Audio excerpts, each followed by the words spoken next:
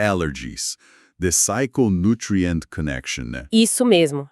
Nas últimas conversas, a gente desvendou bem os conceitos, né? Medicina ortomolecular, ecologia clínica. Exato. E agora, a missão é, tipo assim, dar vida a tudo isso. Vamos focar nas histórias, nos exemplos do livro que mostram de um jeito bem impactante como nutrientes e reações ao ambiente podem mexer com a saúde física e mental. Perfeito. Antes de mergulhar nas histórias, só para recapitular rapidinho, ortomolecular busca otimizar a saúde ajustando o que já tem no corpo, tipo vitaminas, minerais. Certo. E a ecologia clínica investiga como cada pessoa reage a alimentos, químicos, ao ambiente, o que eles chamam de doença ecológica. Que é diferente da abordagem toximolecular, que usa drogas, né? Substâncias estranhas ao corpo. Exatamente. E aí entram os riscos de efeitos colaterais. E, claro, a individualidade bioquímica e o ciclo de alergia-dependência são super importantes aqui também. Ok, então vamos começar por aí mesmo. Essa diferença entre drogas e nutrientes. O livro traz uns casos bem fortes, né? Como o do Peter. Nosso Peter, 45 anos, esquizofrenia, e depois de 5 anos tomando Thorazina, ele desenvolveu parkinsonismo permanente. Que coisa horrível. Rosto rígido, sem expressão, andar duro, sem balançar os braços, tremendo. E o pior é que mesmo depois de parar a Thorazina, os sintomas continuaram. É o que chamam de efeito iatrogênico, né? O tratamento causando o problema. E tem a Sally também, 25 anos, com a discinesia tardia. Isso, aqueles movimentos involuntários com a língua, a cabeça, horríveis, por causa do Haldol, outro tranquilizante. E de novo, mesmo parando o remédio, os movimentos continuaram. Impressionante pensar que algo feito para ajudar pode causar um dano permanente assim. Sem dúvida. Essas histórias são um alerta para os riscos que os autores apontam em alguns psicotrópicos. Eles falam de parkinsonismo, de cinesia, problemas cardíacos. Mortes coronarianas silenciosas, eles mencionam, né? Com uso prolongado de fenotiazinas. Isso, e até perda de células cerebrais em estudos com ratos. A proposta ortomolecular é justamente tentar evitar isso, tratando lá na célula com nutrientes que o corpo, reconhece.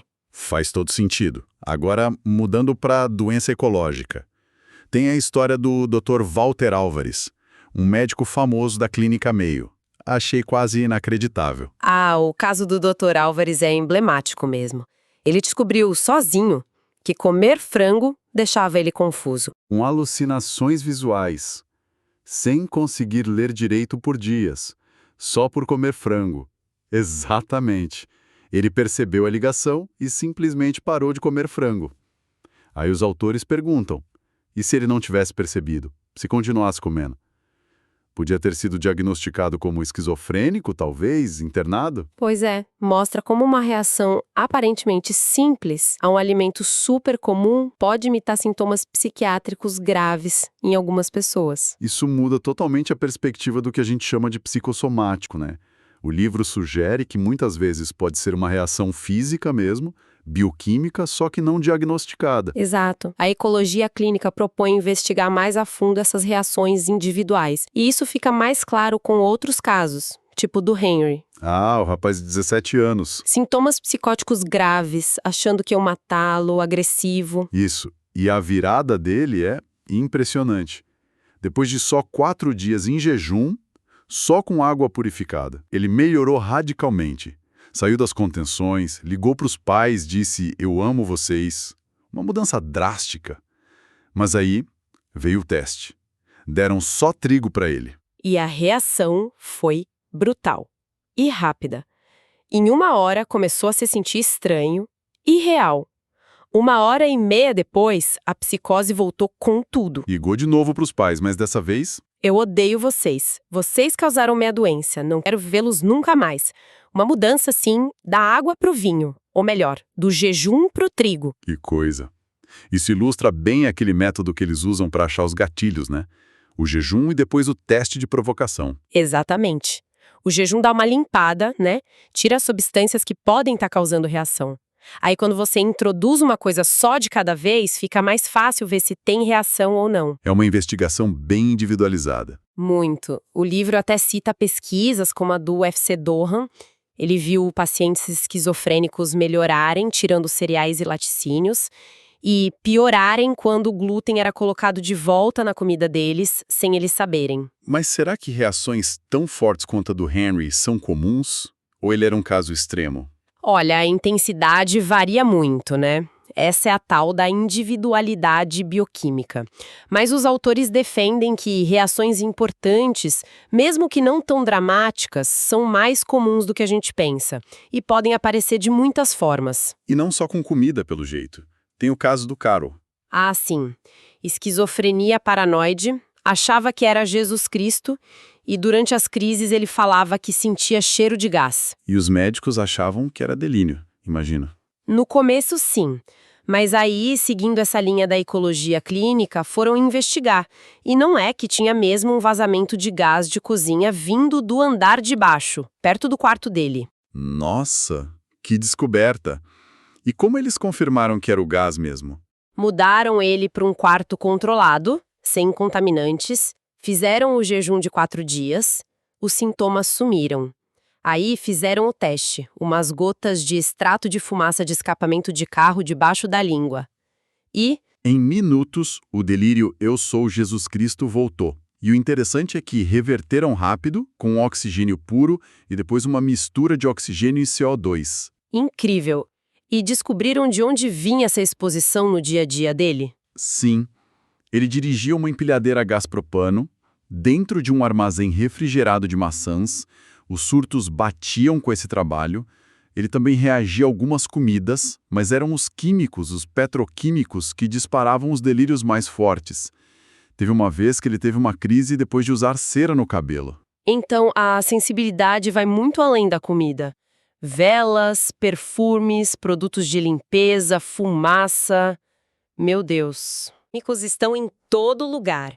Os autores estimam que uns 30% dos pacientes do Dr. Philpott reagiam a eles, e alguns casos eram gravíssimos. Como o da mulher de 40 anos, né? Esquizofrênica que tentou se matar logo depois de um teste com fumaça de escapamento. Isso. E depois descobriram que ela tinha um histórico de tentar pular do carro em movimento. E o carro da família tinha um vazamento no escapamento para dentro do carro. Que perigo! Essas sensibilidades escondidas. E as reações nem sempre são psicóticas, pelo que eu vi. Não mesmo. Teve o paciente que ficou desorientado só por fumar um cigarro depois do jejum. Aliás, 75% dos esquizofrênicos que o Philpott testou reagiam ao tabaco. Nossa. Mas teve também a mulher com depressão neurótica que sentiu vontade de bater em alguém depois do teste com trigo. Ou o menino hipercinético. Ah, esse caso é impressionante também. Violento com espinafre. Violento com espinafre. Irritável com melancia. Agressivo com melão. E tinha bloqueio de pensamento com laranja. Uma variedade enorme de reações. Uma variedade imensa de sintomas e gatilhos. Isso leva àquela ideia central dele sobre o diagnóstico. Certo. Sim, A proposta é ir além do rótulo do sintoma esquizofrenia, depressão, hiperatividade e buscar a causa específica para aquela pessoa. O diagnóstico poderia ser, sei lá, paranoia causada por alergia a trigo, ou agressividade por sensibilidade a espinafre. Muda o foco para a origem, entende? entendo. E como que entra o ciclo de alergia-dependência nisso tudo? A história da Mary parece que ilustra bem isso. Obesa, infértil, deprimida, querendo morrer. A Mary é um clássico desse ciclo. Depois do jejum e dos testes, acharam várias sensibilidades alimentares nela, aí ela entrou numa dieta de rotação de 4 dias. Que significa comer aquele alimento só a cada 4 dias, né? Isso. E junto com suplementação nutricional pensada para ela, ela ficou totalmente livre dos sintomas. A rotação quebra aquela exposição constante que mascara a alergia e cria a dependência. E a parte mais incrível é que ela engravidou. E ainda percebeu que o bebê tinha eczema quando ela comia algo a que ela reagia mesmo só amamentando. Isso reforça demais a conexão. Então a dieta de rotação é a chave para quebrar esse ciclo. É uma ferramenta fundamental, segundo eles. A ideia é que depois de 4 dias sem contato, o corpo meio que esquece a adaptação, a dependência. Aí, se você reintroduz, a reação alérgica fica aguda, óbvia, revela a sensibilidade. Mas a nutrição também é crucial, você disse. Muito. O livro descreve testes onde reações alérgicas bem fortes, tipo dormência, dificuldade de falar, depressão depois de comer trigo, foram impedidas quando deram altas doses de vitamina C e complexo B na veia antes do teste. Isso é fascinante. Quer dizer que estar bem nutrido pode meio que proteger. Sugere que um estado nutricional bom pode aumentar a tolerância do corpo a essas substâncias. Não que elimine a sensibilidade, por isso a dieta de rotação continua importante. Mas a suplementação adequada é vista como um pilar, sabe? Que fortalece o sistema. Como no caso do John, 18 anos. Sintomas de esquizofrenia, traços autistas desde criança. Lembro dele. Pensamento obsessivo, humor instável, tiques, hiperatividade, isso. Os testes mostraram reações a coisas comuns. Trigo, milho, maçã. Ele entrou na dieta de rotação e recebeu suplementos baseados nas necessidades dele.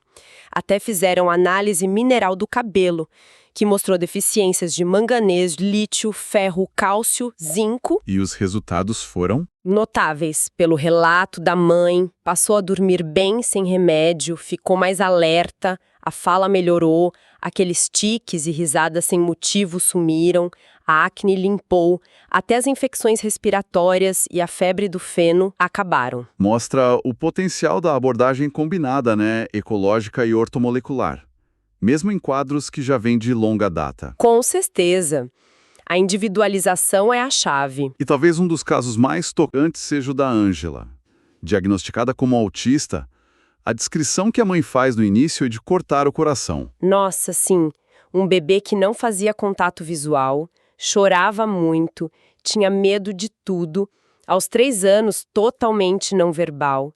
A família levou para a clínica, foram 5 semanas intensivas de testes de comida. E acharam gatilhos claros, né? Claríssimos. Trigo deixava ela pálida, suando frio. Estava no banheiro sozinha, começou a interagir, a notar o mundo e, finalmente, a falar. A mãe usou uma expressão ótima. Linguagem receptiva acelerando geometricamente. Que incrível! Tem até uma nota no livro do Dr. Bernard Rimland, né? Uma autoridade em autismo. Tem sim. Ele viu a Ângela tempos depois numa palestra e ficou chocado.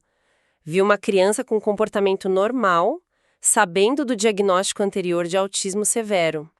É um relato muito forte. Uma reviravolta mesmo. Ilustra demais o potencial que os autores viam nisso. E eles também ligam isso a outros problemas, tipo a discinesia tardia que a gente falou no começo. Sim, conectam sim. Citam o Dr. Cunning, que viu pacientes com discinesia melhorarem bastante com os suplementos de manganês ou niacina, a vitamina B3. E tinha aquela coisa do cabelo, né? Isso.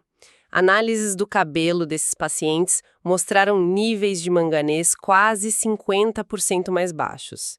Levanta a hipótese de que os próprios remédios, os neurolépticos, poderiam estar esgotando esse mineral. Outros estudos também viram melhora com colina e vitamina B6. Isso abre uma questão bem importante. Será que outros efeitos colaterais de remédios poderiam ser prevenidos ou até tratados com nutrientes específicos? É exatamente a pergunta que eles deixam no ar. Se as drogas causam essas depressões, será que corrigir isso não seria uma abordagem complementar fundamental? Ou até alternativa em alguns casos? Faz sentido. E essa lógica de reações individuais se estende até para o controle do açúcar no sangue, né?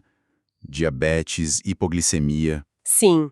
Fiquei muito surpresa também com o caso do homem de 30 anos. Depressão psicótica, episódios dissociativos e teve uma queda brutal de açúcar para 20 miligramas por cento, depois de comer cream cheese, que é basicamente gordura e proteína. É muito estranho. Desafia aquela ideia de que só carboidrato mexe muito com a glicemia. Totalmente. A teoria deles é que uma reação alérgica ou de má adaptação a qualquer alimento ou até um químico pode bagunçar todo o metabolismo da glicose naquela pessoa específica. E teve o caso do diabético, que o açúcar disparou com batata, mas a reação foi normalizada quando ele tomou nutrientes antes. E o fumante que ficou com açúcar alto só por fumar depois do jejum. Caramba! Exato. Para eles, hipoglicemia reativa e diabetes tipo 2 não são tão diferentes assim. São parte do mesmo espectro degenerativo que seria alimentado pelo estresse crônico dessas reações ambientais não reconhecidas e pelas deficiências nutricionais. Eles citam um Dr. H.G. Green, né, que controlou melhor a própria condição trocando a dieta padrão para hipoglicemia por uma dieta de rotação baseada nas alergias dele. Isso mesmo, mostrando a aplicação prática na vida real. Uau! Ouvir essas histórias assim em sequência realmente dá uma dimensão muito humana, muito concreta para as teorias do livro. São pessoas reais, né? Com problemas super complexos, encontrando caminhos diferentes ao olhar para a alimentação, para o ambiente, para a sua própria bioquímica. Perfeito. As histórias servem para ancorar a teoria, né? Elas não provam que isso vale para todo mundo, claro, mas ilustram de um jeito muito vivo a possibilidade de que para muita gente com doenças crônicas, físicas ou mentais, a chave pode estar nessas reações e deficiências. Coisas que a medicina mais convencional, focada só em sintoma e droga, às vezes ignora ou até piora. E com essas narrativas, a gente fecha então nossa análise focada nos exemplos práticos de brain allergies. Esperemos que essa abordagem mais centrada nas histórias tenha sido esclarecedora e complementado nossas discussões anteriores sobre os conceitos do livro. Agradecemos muito a companhia de todos nessa exploração dos estudos de caso. Quem quiser revisitar os fundamentos da medicina ortomolecular, da ecologia clínica que a gente discutiu mais a fundo antes, pode encontrar as análises anteriores sobre o livro. Isso. Este foi nosso último segmento dedicado a esta obra específica, mas em breve a gente volta com novas investigações, novos temas ligados à saúde mental e nutrição, trazendo outras perspectivas, outras pesquisas. E fica talvez uma reflexão final, né? Inspirada por todas essas histórias. Será que dedicar um tempo para entender melhor as nossas respostas bioquímicas únicas ao mundo que nos cerca, aos alimentos que a gente come, ao ar que a gente respira, aos químicos, não seria um caminho essencial e talvez muito esquecido para construir uma saúde mais sólida e um bem-estar mais profundo? Fica a pergunta no ar. Até a próxima.